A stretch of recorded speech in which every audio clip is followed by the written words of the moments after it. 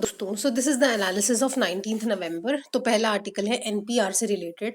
हम इसको काफी बार कर चुके हैं। तो भाई एनपीआर क्या होता है? National population register. ठीक है, तो इसमें क्या है बेसिकली, एक होता है एनआरसी। एनआरसी के नाम से समझ में आ रहा है नेशनल रजिस्टर ऑफ सिटीजन। ठीक है, तो एनआरसी बेसिकली सिटीजन रिलेटेड है, but this is related to residents. Residents और सिटीजन्स में क्या फर्क होता है? Register of usual resident, resident का मतलब क्या है? जो किसी एक जगह पिछले 6 महीने से रह रहा हो और चाह रहा है कि मैं अगले 6 महीने भी यहीं रहूं। ठीक है, वो एनपीआर में काउंट होते हैं। एंड बेसिकली इसको सिटीजनशिप एक्ट ऑफ 1955 इसको पावर देता है ये करवाने के लिए, and citizenship rules of 2003 power देता है, ताकि ये कॉम्प्रिहेंसिव आइडेंटिटी क्रिएट हो यूजुअल रेजिडेंट की हमारी कंट्री में।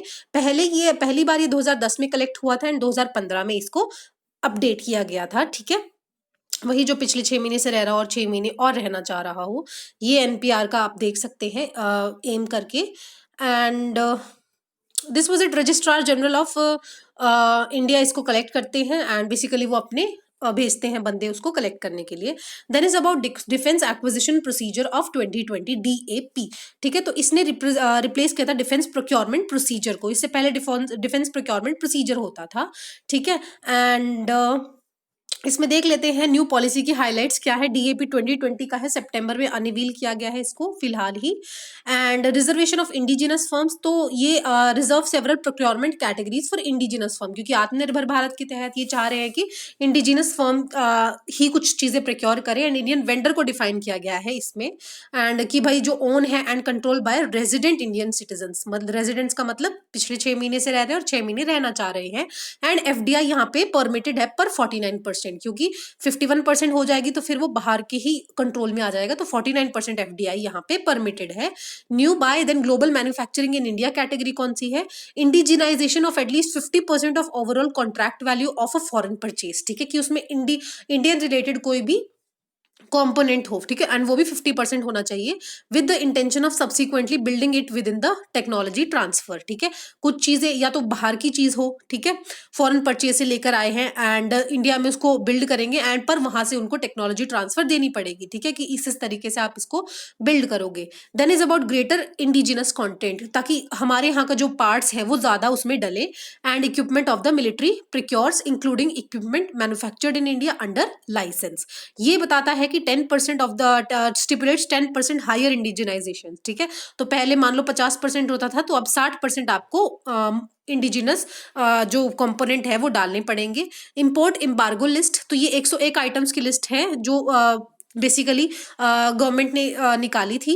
Embargo is a government order जो रिस्ट्रिक्ट करता है with a specified country commerce with in specified country और एक्सचेंज ऑफ स्पेसिफिक गुड्स। ये बताया गया था पिछली बार 101 आइटम्स को कि ये आप इंडिया में ही बनाओ। ठीक है, आपको बाहर से इंपोर्ट करने की जरूरत नहीं है। That is embargo list.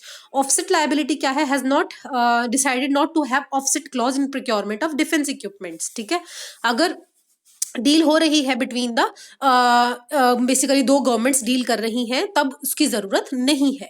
ठीक है, ऑफसेट क्लॉज क्या होता है? फॉरेन वेंडर को इन्वेस्ट करना पड़ेगा एज अ कॉन्ट्रैक्ट वैल्यू। ठीक है, मान लो मैं आपसे 100 करोड़ का सामान खरीद रही हूँ, पर उसकी असली वैल्यू 150 करोड़ है, तो मैं आपको बोलूंगी 100 करोड़ का आप मुझे दे दो और 50 करोड़ आप मेरी कंट्री में इन्वेस्ट करना। ठीक है, so that is an offset clause. ठीक है, तो ये इसकी जरूरत नहीं है ऑफसेट क्लॉज की अगर गवर्नमेंट के थ्रू डील हो रही है। So that is offset liability. Then next article देख लेते हैं मनरेगा के बारे में है। ठीक है, सो बेसिकली मनरेगा के बारे में लिप्टिक इंडिया ने एक स्टडी कंडक्ट की है। उसमें क्या निकाला है? For most rural workers dependent on MNREGA labour doesn't and at the work site, क्योंकि मेनी ऑफ देम, क्योंकि मल्टीपल ट्रिप्स लगाने पड़ते हैं बैंक के कि पैसा आया नहीं आया। ठीक है, फिर वो इनकम लॉसेस होते हैं, पैसा बेसिकली खट जाएगा ना अगर आप वहां पे जाओगे ट्रैवलिंग पर्पज से। एंड बायोमेट्रिक एरर्स भी आ सकते हैं, क्योंकि जब वो अटेंडेंस लगाने आएंगे just to get their hand on the wages, क्योंकि कितना है मीगर 180 रुपीज होता है इनकी ना पर डे की। And even in regular times these last mile challenges make it hard for the workers to access their own wages in their timely manner. पहली बात तो जो इनकम है वही टाइमली रिलीज नहीं होती है, रिलीज होती है तो वो एक्सेस नहीं कर पाते। मनरेगा क्या मतलब है? Mahatma Gandhi national rural employment guarantee programme, ठीक है। ये गारंटी करता है राइट टू वर्क, ठीक है। इससे क्या है कि लोकल गवर्नमेंट किसी भी एक बंदा जो चाह रहा है कि मैं काम करना चाह रहा हूं, उसको 100 दिन का एम्प्लॉयमेंट प्रोवाइड करेगी to enhance their quality of life, and this would be unskilled labour, ठीक है।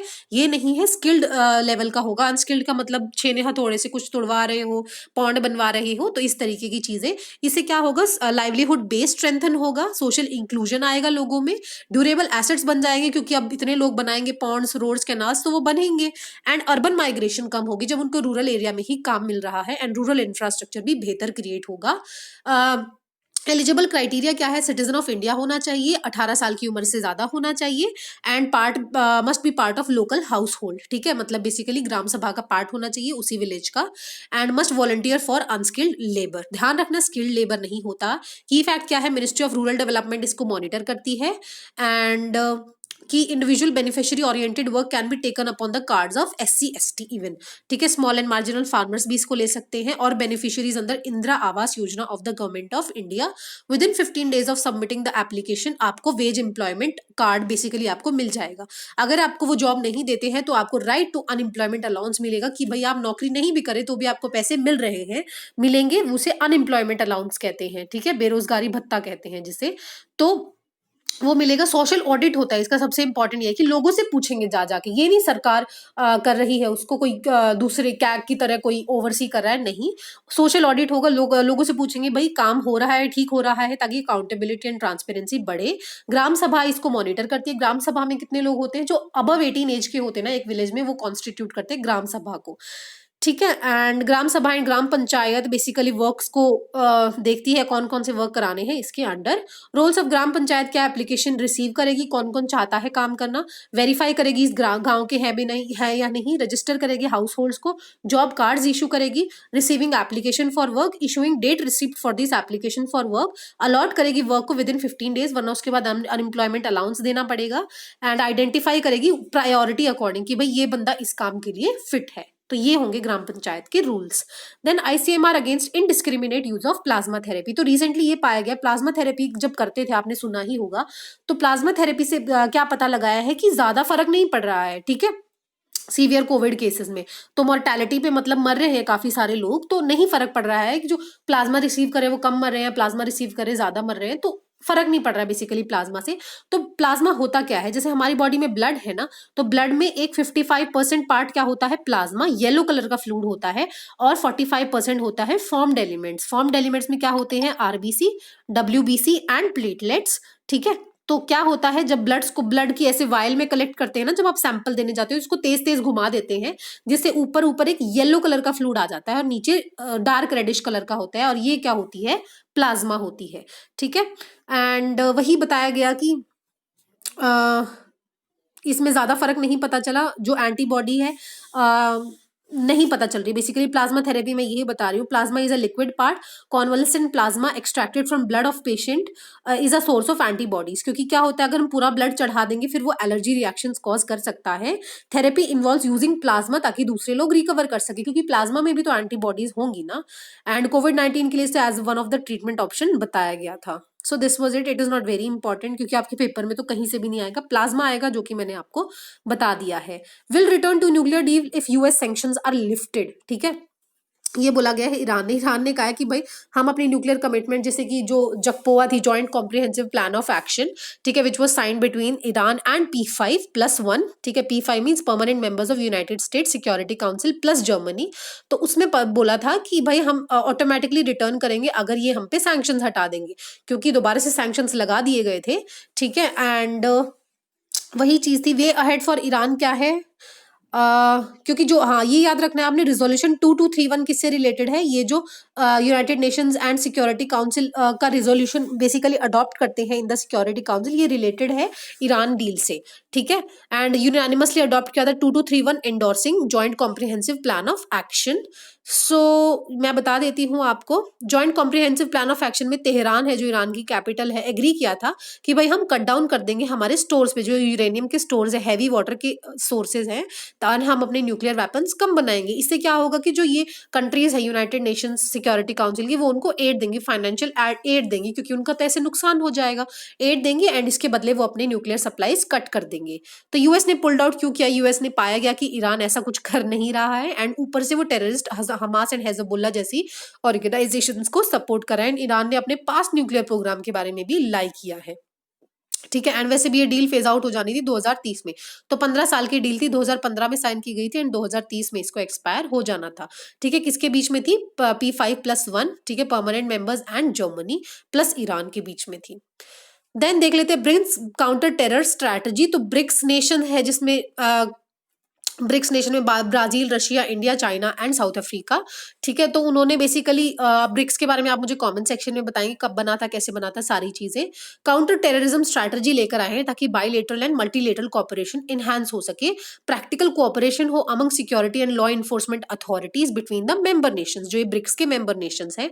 सप्रेस करेंगे टेररिस्ट ग्रुप्स को and entities and associated persons by not making available financial and material resources, नहीं अवेलेबल कराएंगे उनको। BRICS में resolved to counter extreme narratives conducive to the terrorism and vow to take steps to ensure that internet and social media platforms are not used। ठीक है, वहां से क्या होता है कि किसी को मार देते हैं ये टेररिस्ट ग्रुप्स एंड फिर सोशल मीडिया पे पोस्ट करते हैं, ठीक है, ताकि वो लोग इन्फ्लुएंस होते हैं फिर इन चीजों से, तो ये सब नहीं करना। And BRICS counter terrorism working group बनाएंगे जो इसको इम्प्लीमेंटेशन करेगा इस स्ट्रैटेजी को। सिग्निफिकेंस क्या है? फर्दर जोग्राफिकल एक्सपेंशन ना हो टेररिज्म की, एंड क्रॉस बाउंड्री ये ना ट्रेवल करे। तो this is the basic function of the BRICS. So Mahajan commission report है on the Maharashtra and Karnataka border dispute. तो जो महाराष्ट्र के डिप्टी सीएम अजीत पवार ने कंट्रोवर्शियल स्टेटमेंट पास की है। तो क्या है भाई, महाराष्ट्र एंड कर्नाटका बॉर्डर पे एक बेलगाम करके डिस्ट्रिक्ट है, ठीक है, तो अर्स्टवाइल बॉम्बे प्रेसिडेंसी होती थी पहले, ठीक है, काफी बड़ा होता था, जिसमें कुछ कर्नाटका के भी आते थे, गुजरात के भी आते थे, पर जो स्टेट रीऑर्गेनाइजेशन एक्ट पास हुआ था 1956 में, उसने स्टेट्स को डिवाइड कर दिया था on the basis of linguistic and administrative lines, basically linguistic था।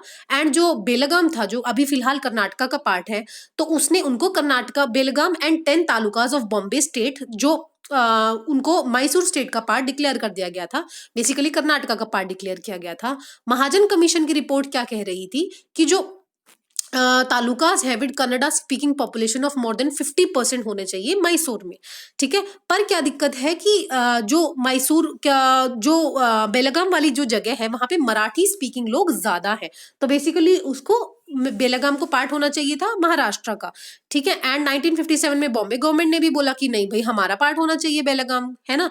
तो रिकमेंडेशन क्या दी गई इस कमीशन ने? Commission in this report in August 1967 कि 264 विलेजेस को महाराष्ट्र को ट्रांसफर कर दो, ठीक है, including that of and Belgaum and 247 village Karnataka में ही रहेंगे, ठीक है, ये बोला गया था। पर महाराष्ट्र ने रिजेक्ट कर दिया गया कि भाई ऐसा थोड़ी होता है, हम तो बेलगाम के पीछे घूम रहे हैं एंड 247 अदर विलेजेस को, तो ऐसा नहीं होता है। एंड कर्नाटका तो ऑब्वियसली वेलकम करेगा क्योंकि उनकी जगह ज्यादा जा नहीं रही।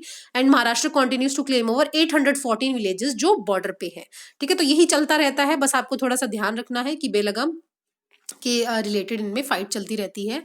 एंड ये देख सकते हैं स्टेट रीऑर्गेनाइजेशन एक्ट के बारे में ध्यान रखना है आपको, लिंग्विस्टिक बेसिस पे उन्होंने स्टेट्स को डिवाइड किया गया था। महाजन कमीशन रिपोर्ट के बारे में भी देखना है। Fake report on Chinese use of microwave weapons, तो इंडियन आर्मी ने डिसमिस कर दिया गया कि माइक्रोवेव वेपन्स नहीं यूज किए गए थे, फेक और बेसलेस रिपोर्ट है। माइक्रोवेव वेपन्स क्या, क्योंकि जो LAC है लद्दाख फेस ऑफ है उधर बोल रहे हैं कि ये माइक्रोवेव वेपन्स यूज किए गए हैं चाइना द्वारा। सो ये type of direct energy weapons हैं जो सोनिक, लेजर और माइक्रोवेव्स के थ्रू टारगेट करते हैं एनिमीज को, तो ये बताया गया है। And which countries have these microwave weapons? The number of countries are thought to have developed these weapons जो टारगेट करेंगे ह्यूमंस एंड इलेक्ट्रॉनिक सिस्टम को। China has first displace it's microwave weapon, उन्होंने डिस्प्ले किया है। And United states have also developed a prototype microwave style weapon, ठीक है, तो US और चाइना दोनों के पास है, ठीक है, तो ये बताया गया है बेसिकली इसमें। Then is about survey of forest dwellers in JNK तो बेसिकली क्या है, फॉरेस्ट राइट एक्ट ऑफ 2006 का है, उसमें साफ साफ बोला गया है, पहले तो ये एक्ट लागू ही नहीं होता था जम्मू कश्मीर में, पर अब ये लागू होने जा रहा है। तो बेसिकली ये इम्प्लीमेंट करने वाले हैं to grant the forest dwellers उनके राइट्स को। MP to set up cow protection cabinet, जिसे वो गौ कैबिनेट कहेंगे, ठीक है। So animal husbandry, forest, panchayat, rural development इसका पार्ट होंगे। Then is about Guillain Barre syndrome, तो भाई ये एक neural development auto immune disorders है, जो हमारी नर्व्स होती है ना, ठीक है, नर्व्स को नर्व्स पे एक्ट करता है, एंड इससे क्या है, ब्रेन एंड स्पाइनल कॉर्ड के फंक्शंस खराब हो जाते हैं, बैक्टीरियल और वायरल इन्फेक्शन से हो सकता है, स्किन में इचिंग वगैरह होगी, मसल में पेन, इस तरीके की चीजें होती हैं। तो this is about Guillain Barre syndrome. ये पाया गया है कि जो पेशेंट है कोविड-19 के, उनमें ये देखा गया है। So this was it for today's discussion. I hope you like it and thank you so much for watching.